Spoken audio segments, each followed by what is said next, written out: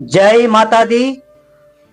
जब हम माता वैष्णव देवी की यात्रा पर जाते हैं तो हमारे मन में कई प्रश्न उठते हैं कि माता जी का ये मंदिर कब बना, किसने बनाया, कैसे बनाया।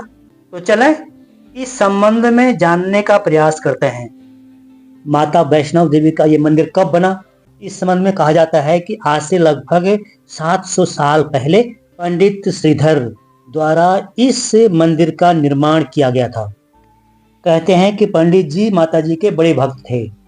एक बार की बात है कि पंडित जी के मन में भंडारा करने की इच्छा हुई, तो एक शुभ दिन निर्धारित करके सभी गांव वासियों को प्रसाद ग्रहण करने के लिए आमंत्रित किया गया। जैसे जैसे भंडारे का दिन नजदीक आ रहा था, वैसे वैसे पंडित जी चिंतित होते जा रहे थे।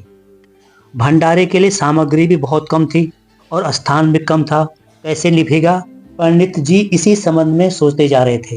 लेकिन अब पंडित जी की आस केवल मात्र देवी मां पर थी। कहते हैं कि भंडारे के दिन पंडित जी झोपड़ी के बाहर पूजा में बैठे थे। अब धीरे धीरे लोगों का आना भी शुरू हो गया था। जो भी आता वो बैठ जाता और जितने भी लोगों को बुलाया गया था, धीरे धीरे सभी लोग आए और बैठ गए।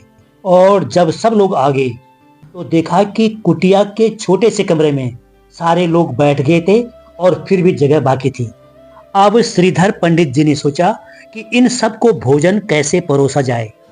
तो कहते हैं कि पंडित जी ने एक छोटी सी लड़की को कमरे में आते हुए देखा, जिसका नाम वैष्णवी था, जिसने सबको भोजन परोसा और भंडारा अच्छी तरह संपादित किया।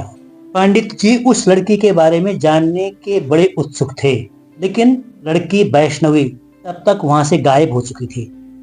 कहते हैं कि वह लड़की पंडित जी के सपने में आई और उसने माता रानी और उस गुफा के बारे में बताया।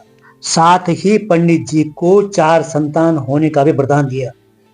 इसके बाद पंडित श्रीधर को पूरा विश्वास हो गया था कि वह माता वैष्णव देवी है। खुश होकर पंडित जी गुफा में मां की तलाश में जुट गया और जीवन भर मां की सेवा में रहने का निर्णय लिया। माता जी प्रकट हुई और वह स्थान माता वैष्णव देवी के नाम से प्रसिद्ध हुआ। जय माता दी।